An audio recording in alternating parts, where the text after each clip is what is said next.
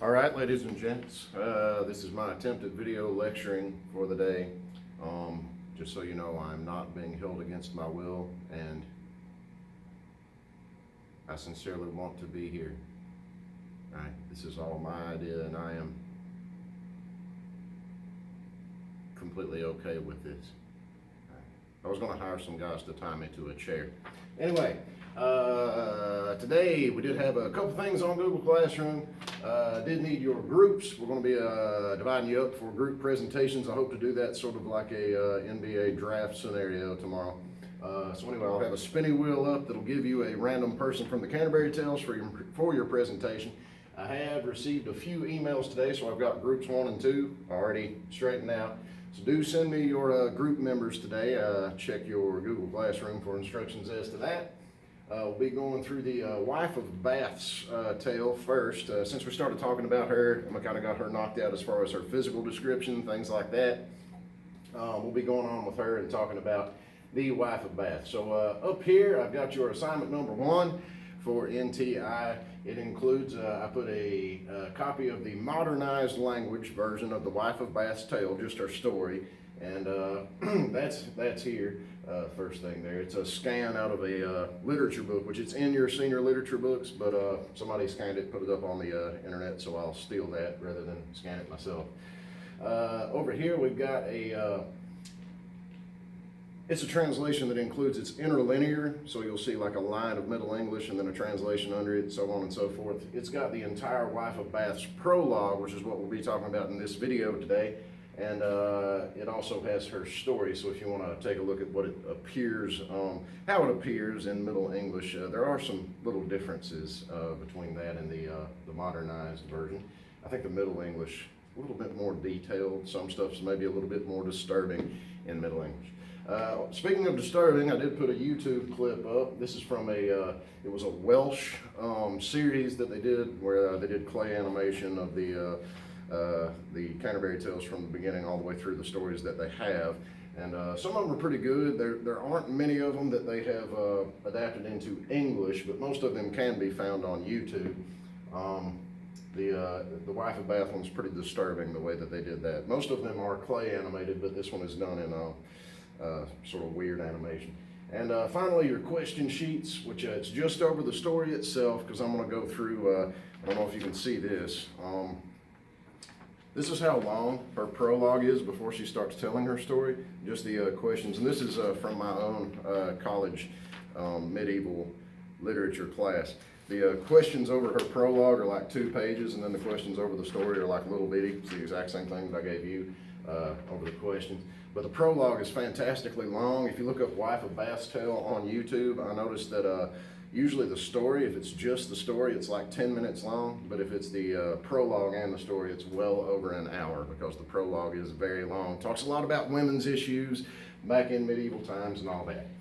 So do give me your group names and all that. I will spin my wheel for groups presentations tomorrow, and I'll video that. I'll stick that up there, and then we'll have a pretty good idea of what we're doing. All right, as for today, I've also unlocked the ability to comment on this. So if you have any questions about any of the assignments or whatever else, you can just go to that particular assignment and click that little thing right here, and you can ask whatever questions that you need to right on there. It might be easier than sending emails. All right, so here we go with the Wife of Bath. First off, a little bit of historical stuff. If my smart board were smart, there we go. So I've got some stuff here that I just looked around about some medieval gender studies stuff. So as far as rights for women and how they appeared and everything else, there was a whole lot of patriarchy going on back then. So even in the part where it talks about their appearance, women generally dressed in what their husbands wanted them to wear, right? And as far as their rights, they had very little access to education. Only if you became a nun could you really learn how to read, things like that. Pretty bad times.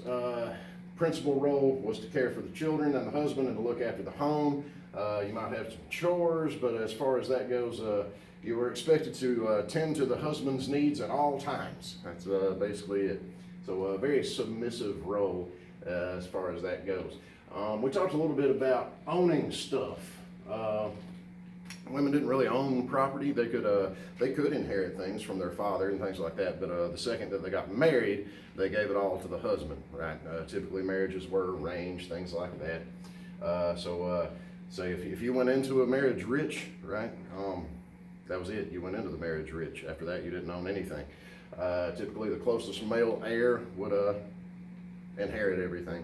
So not a good time to be a woman, and that's in general what the wife of Bath tells us all about in her prologue. We did take a look at her in the general prologue as far as her appearance.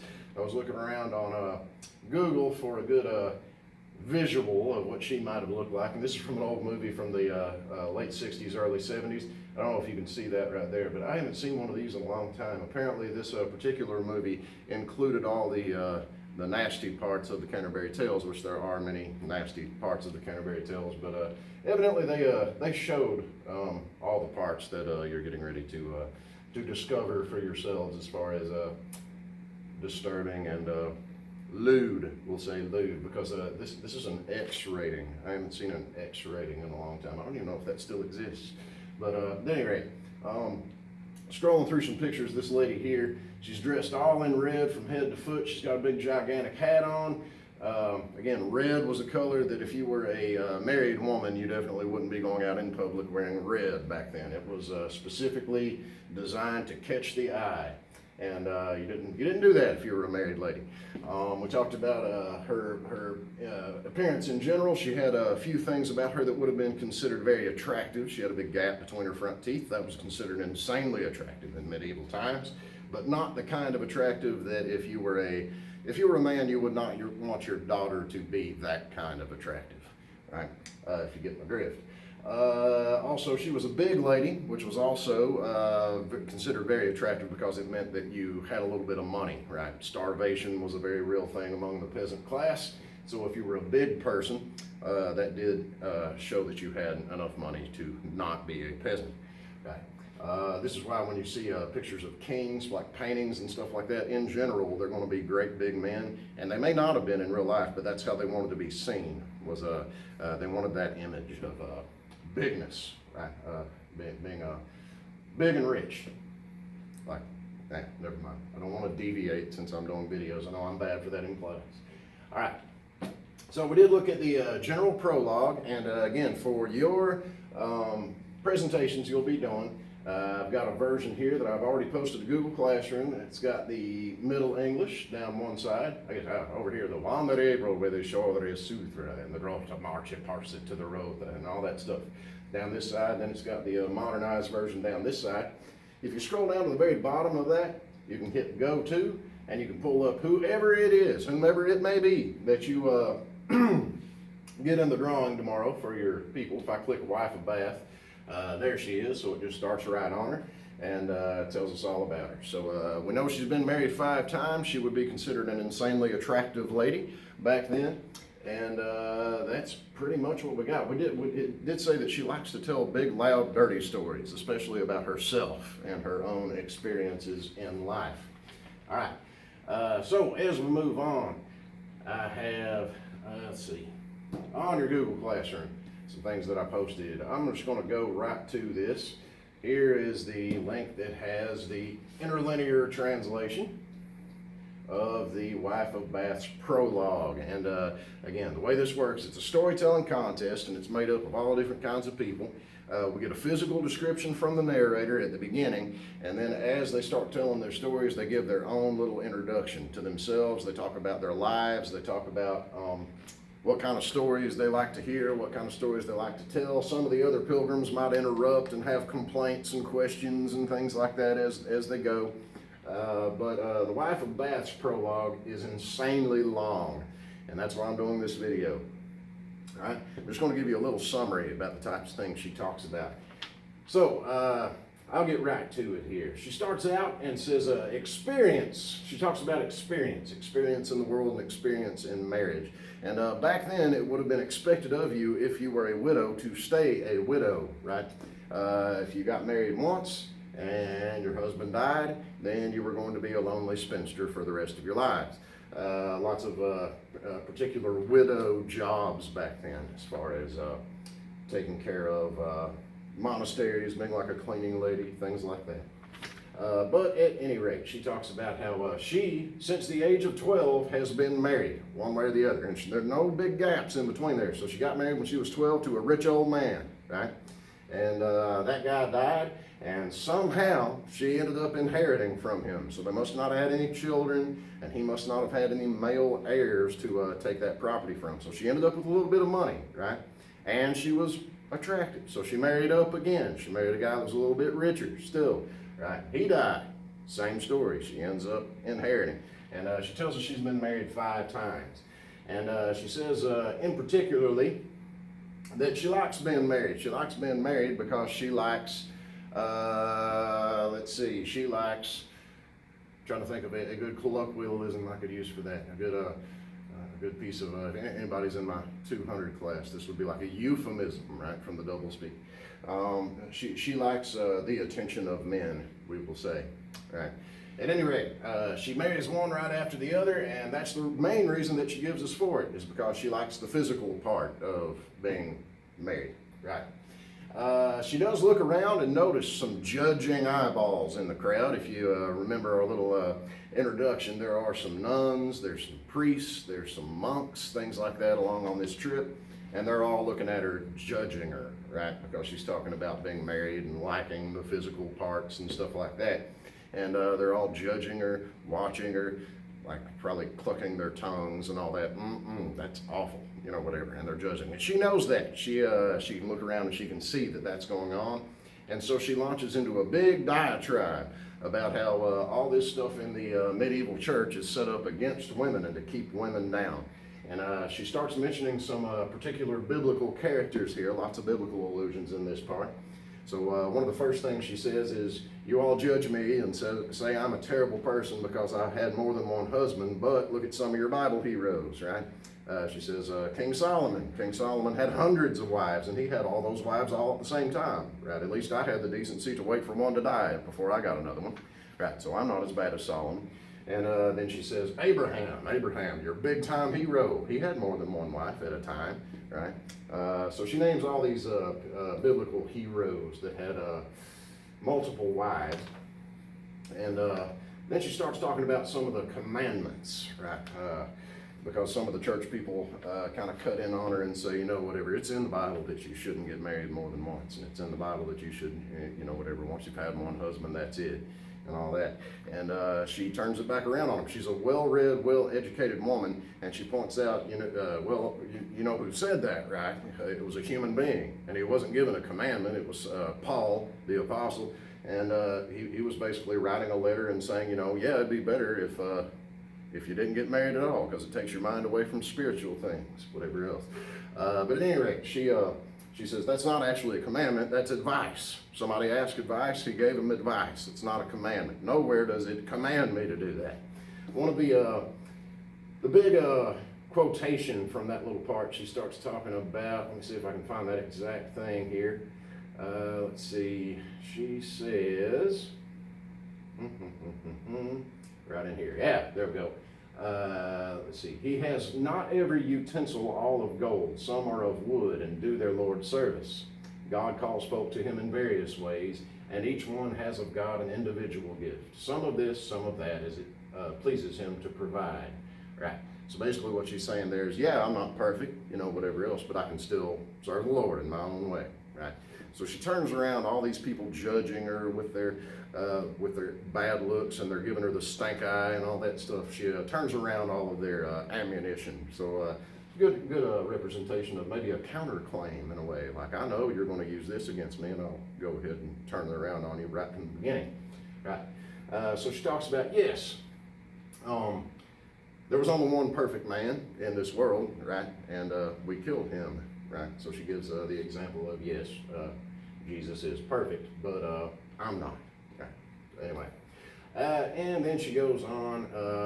So a lot of things involving the church, and all that. And she says there's one thing in particular that God did actually command us to do, and that was to be fruitful and multiply. That was after the Noah's Ark part, right? When there were only 8 people left on the face of the earth, and God said, be fruitful and multiply on the face of the earth. And she says, what about that? Now that was a commandment, right? Would you rather me be fruitful and multiply outside of marriage, or would you rather me be married and do that? Because that's my commandment to keep.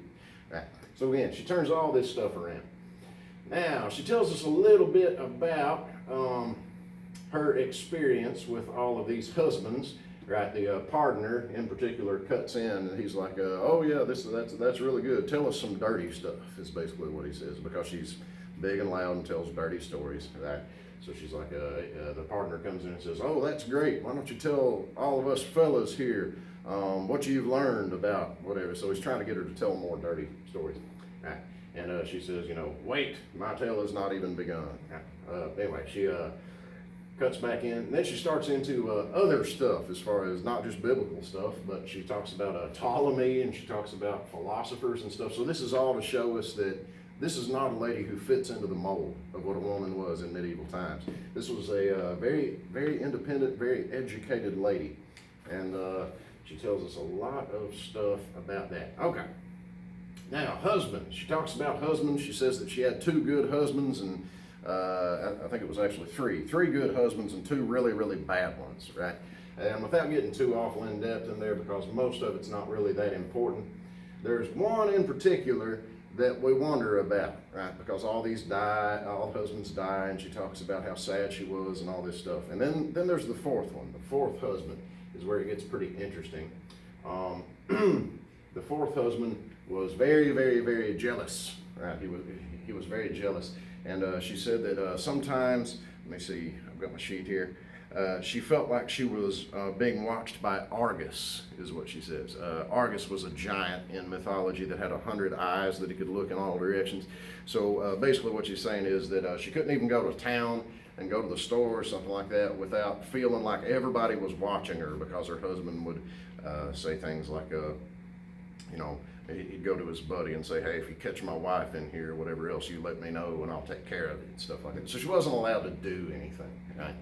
And a lot of middle school and high school relationships seem to be like that. You'll see them in the hallway and be like, who are you talking to? Whatever else, things like that. So that's basically how husband number 4 was. Now, also, much like modern relationships, because he was insanely jealous, that's a pretty telltale sign that he probably himself was doing some cheating, and she actually did catch him. So he's insanely jealous over her because he's guilty himself, right? And so what she does to pay him back is that she goes out and she doesn't actually cheat on him. She'll go out and hide, right? And stay gone all day long, and then when she comes back, she'll pretend that she's been out cheating on him, right? So anyway, there's that. But at any rate, she tells us that one day this jealous husband was gone. He was gone to the Crusades. That's what she tells us the first time, is that he was gone to the Crusades. Right? The second time that she tells us he was gone, she mentions somewhere else that he was. And then one time he wasn't gone at all. It was her that was gone. So she changes her story about where her husband was when he died several times. And the part that's kind of weird is that when the 4th husband dies, she's already with the 5th one, right? And she tells us she was 40 years old when the 4th husband died. And one day when she was out at a fair, she saw this pretty young boy. He was 20 years old, right? And she would have been a pretty rich lady, right? And conventionally attractive in medieval times. And she lured this young man to her, right? And she actually tells us that she told him, if my husband were out of the way, we could be together, right? And then we get all these changing stories about where the husband was and where she was at the time and all this. It almost sounds like one of those Lifetime movies where the old lady lures in a young guy and has him do away with the husband. I think there's an episode of South Park where the substitute teacher gets like Stan or Kyle or somebody to murder her husband or something like that. Anyway, it's kind of that type of deal. But at any rate, she gets what she wants out of it. And not only that, but to add insult to injury, this young, pretty man is one of the pallbearers at the funeral. And so he's carrying husband number 4, even though he's already fooling around with her and all that good stuff. And as she watches him walk by, carrying her dead husband, she goes, Right. So there's actually that little part about how she noticed how pretty his legs were while he carried the husband number 4 in a casket. All right. So there you go. At any rate, husband number 5 didn't work out too well, though. He was her boy toy and all that stuff. And as we said, the way that rights worked back then, once you got married, everything you had belonged to your husband. So all the land that she'd accumulated and all the money she'd accumulated go directly to this 20-year-old guy who proceeds to lose his mind, and he parties himself senseless, right? And not only that, but he's not what we would call a fun partier, right? He's a mean drunk, basically, and he gets very physically abusive very quickly. His favorite thing to do, she tells us, is that he had a book that was basically full of sexist jokes, right? Sexist jokes and sexist stories, right? And his favorite thing to do was to get rip-roaring drunk and come back home and get out his book about how stupid women are and read great big loud women jokes. Like in our modern times, you might have like let's see, trying to think of one that's not too offensive. Maybe, why did the woman cross the road? Who cares? Why was she out of the kitchen? Things like that, right? Really sexist and, misogynistic things. So he would tell these great big loud jokes and he would laugh and everything else, and he would call her stupid and all this. So one day she got sick of it, and while he was passed out, she tore all the pages up out of his book, right? And when he woke up and discovered this, he walked into the bedroom where she was asleep, and he took a club and he beat her so severely that she lost the hearing in her ears, right? One ear in particular, she couldn't hear out of it all, and the other one wasn't too good. So he beat her almost to death. And she talks about how in her old age now, the 2 things that she misses the most are her looks that she used to have because they're fading, she says, and she misses her ability to sing. That was her favorite hobby, was singing, and now that she's deaf, she can't sing anymore. So at any rate, pretty sad deal there.